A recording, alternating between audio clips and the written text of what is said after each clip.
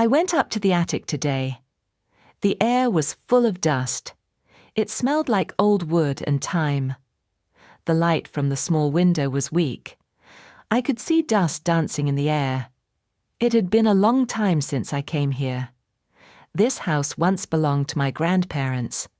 Now it is quiet. Only old things remain: boxes, chairs, pictures, and memories. I started cleaning slowly. Each box felt like a small mystery. Inside one box I found an old hat. It was brown and soft. It looked like the one Grandpa used to wear. I smiled and touched it. "Hi, Grandpa," I said softly. Then, under the hat, I saw something else. It was a small black book. The cover was broken, and the pages were yellow. I blew off the dust and opened it. The first page said, "To my little sunshine." My heart stopped for a moment. That was what Grandpa used to call me when I was a child. I had almost forgotten that name. I sat down on the floor, holding the book. I turned to the next page. The handwriting was a bit shaky but clear. I could read his words easily. He wrote about simple things: his morning walk, his garden, the birds he fed. It was quiet writing, like a soft voice speaking to me from far away. I read one line again and again. "The world is quiet today." I miss her smile. I knew he meant Grandma. She passed away before I was born. I felt a soft pain in my chest. I wanted to stop reading, but I couldn't. There was something warm in his words. It was like he was still here, sitting beside me.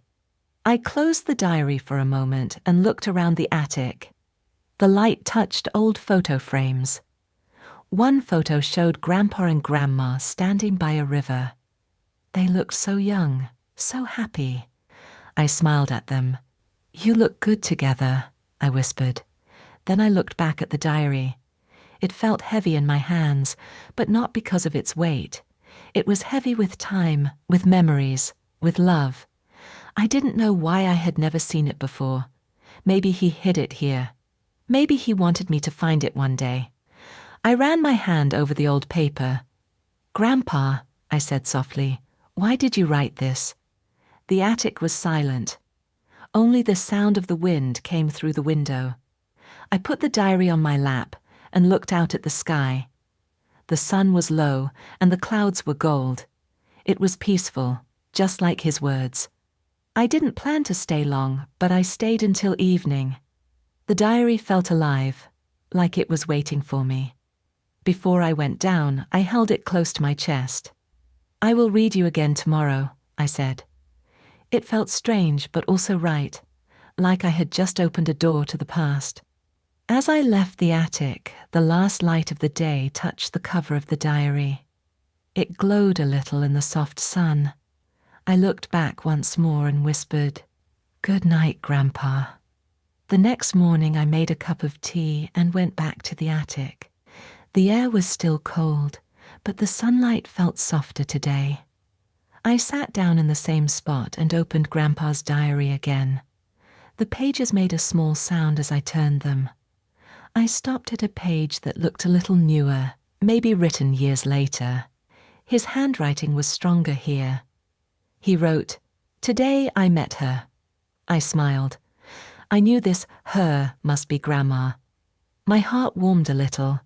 I began to read slowly. "It was raining," he wrote. "She was standing under a small tree, holding her books close. Her umbrella was broken. I gave her mine. She smiled. I could almost see it. The rain, the tree, the shy smile. Grandpa must have been nervous." I whispered, "So that's how it started." He continued, "We walked home together. She talked about her cat. I talked about my job. Her laugh was soft. I wanted to hear it again.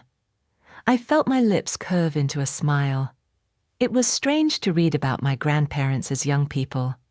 They always seemed old in my memory, calm, slow, gentle. But here they were alive and full of feeling. I kept reading. He wrote about their first date at the town cafe. He wrote about how she always added too much sugar to her coffee. "She says bitter things need sweetness," he wrote. I laughed softly. That sounded like something Grandma would say. He wrote about their walks by the river, their small fights, their shared dreams. Each page was full of tiny moments, like pieces of sunlight. Sometimes he drew little pictures in the margins, flowers, cats, stars. They looked simple but full of love. I touched one with my finger and said, "You were an artist, Grandpa." As I read, I began to notice something. The tone of his writing changed a little. The early pages were light and happy. Later, they became quieter. He wrote shorter sentences, softer words. "She is sick," one line said. "Just that. No more." I stopped reading for a moment. My eyes moved to the window. Outside, the clouds were grey again. I turned another page. He wrote, "She said not to worry. She still smiles, but I am afraid." I could almost hear his voice trembling. My chest felt heavy. I wanted to hug him, to say it would be okay. But time does not go backward. I took a deep breath and looked around the attic. Everything was still, but the air felt different now, like it carried his feelings. Then I found a small pressed flower between the pages. It was brown and dry, but still beautiful.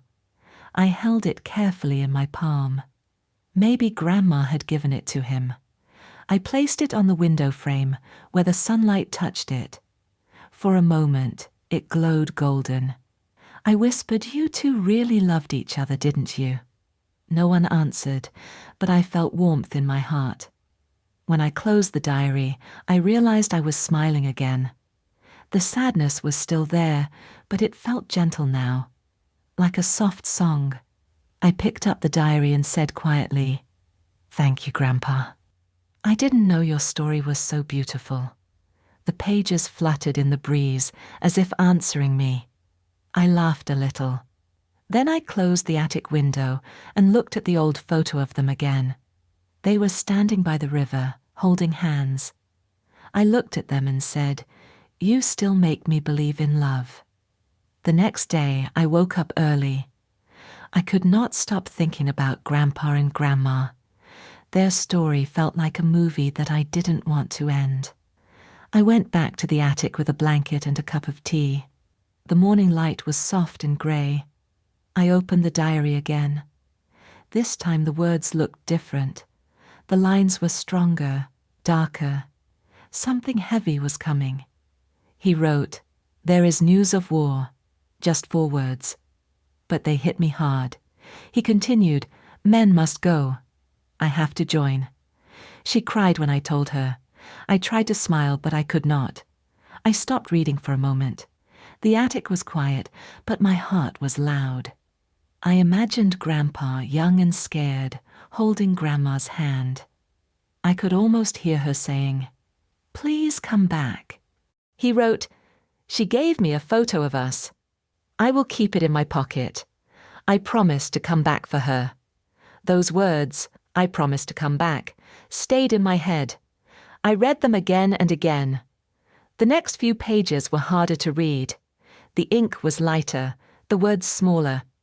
Sometimes he wrote only 1 line each day. "The night is cold. I miss home. Her smile keeps me warm." I felt my eyes burn. It was strange. He was far away in that time, but I could still feel his fear. He wrote about long marches, about hunger and rain. He wrote that some of his friends never came back. And then, one day, he stopped writing for a few pages.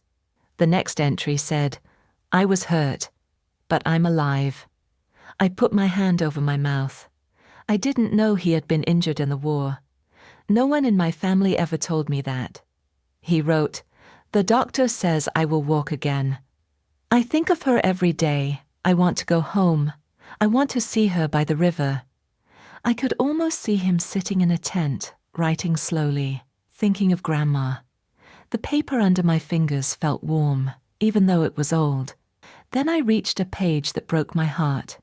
The ink was blurred, maybe by tears or rain. The words were hard to read, but I tried. She is gone. Just that. Nothing more. No details, no dates. Only those 3 words. I froze. I didn't breathe for a moment. My chest hurt. I wanted to cry for him, for his loss, for his silence. He wrote one more line below it, shaky and faint. I will keep my promise in another way. I didn't understand what he meant. Another way. What did he do? The next few pages were empty. I sat there for a long time, just looking at the blank pages. The air in the attic felt heavy, almost alive with memory. Outside, the sky turned dark.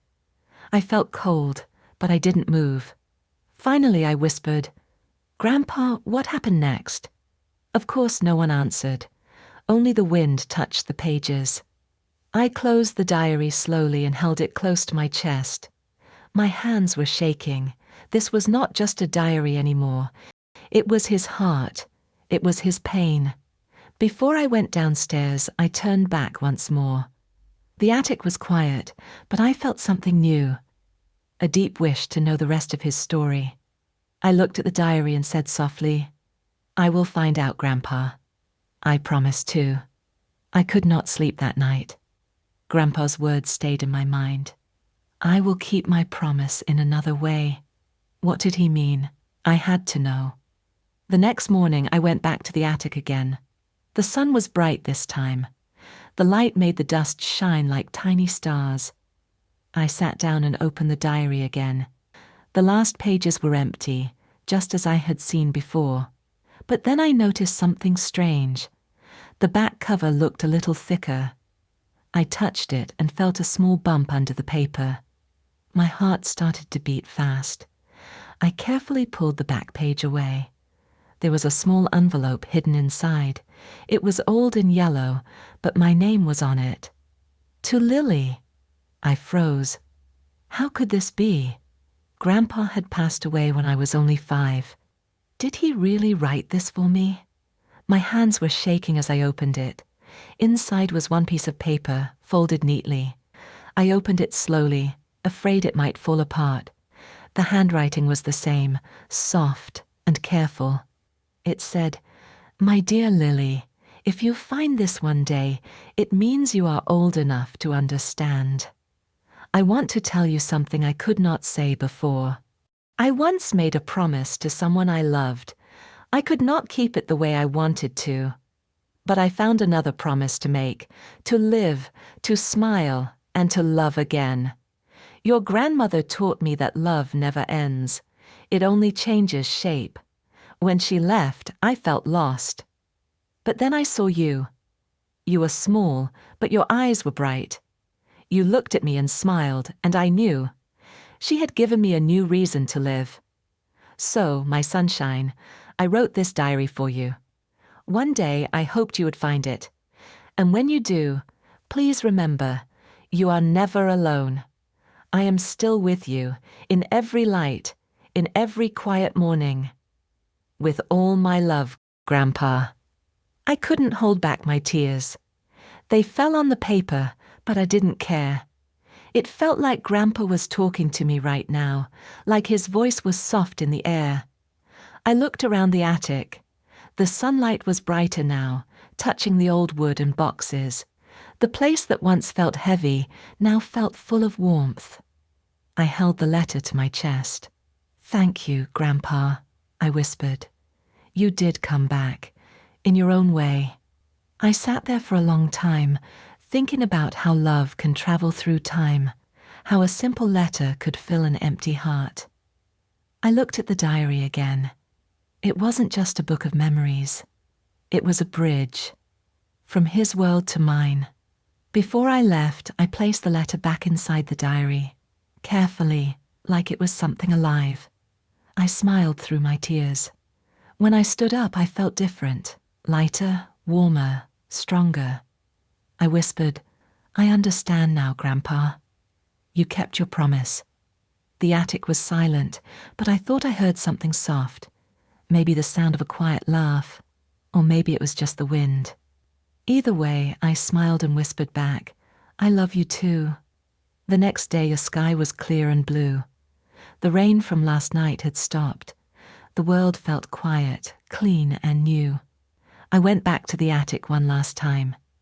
It didn't feel cold anymore. The air was still dusty, but it smelled softer now, like sunlight and memories. I sat down near the window, the diary on my lap, the letter inside it, safe and warm.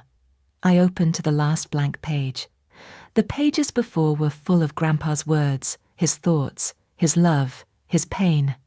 But this one was empty, waiting. I looked at it for a long time. Then I took a pen and started to write. "Dear Grandpa," I wrote, "I found your diary. I found your letter. I know now what you meant by your promise. You kept it. You are still here, with me." My hand was shaking a little, but I kept writing. I used to think love ends when people leave. But now I see. It doesn't. It moves. It hides in the small things, in the light, in a song, in a quiet morning. You were right, Grandpa. Love changes shape, but it never dies. I stopped for a moment. The sunlight touched the paper, and I could almost imagine his hand over mine, steady and warm. I wrote again. "I will keep writing, Grandpa. I will tell stories, just like you. I will remember you in every word. And when someone reads my stories one day, maybe they will feel your love too." I smiled. It felt like the room smiled with me. The old hat was still on the box beside me. I picked it up and placed it gently on the diary. It looked right, like they belonged together. Then I whispered, "Goodbye for now." But it didn't feel like goodbye. It felt like a hello that never ends. I stood up and looked around the attic one last time. The light was warm and golden now. It touched everything. The boxes, the walls, my hands. The house didn't feel old anymore. It felt alive. I took the diary with me. I didn't want to hide it again. It wasn't a secret anymore. It was a gift. When I went downstairs, I saw my reflection in the window. I looked a little different. Maybe older, maybe softer. I smiled at myself and said quietly, "You did well, Grandpa." And now it's my turn. That night, I placed the diary on my desk. Next to it, I put a new notebook. On the first page, I wrote, "To my little sunshine." I laughed a little as I wrote it, because now I knew. One day I could have my own story to tell, my own light to pass on. The room was quiet. Outside, the moon was bright. I looked up and whispered, "Good night, Grandpa. Thank you for finding me again." And I knew deep inside that he was smiling somewhere too.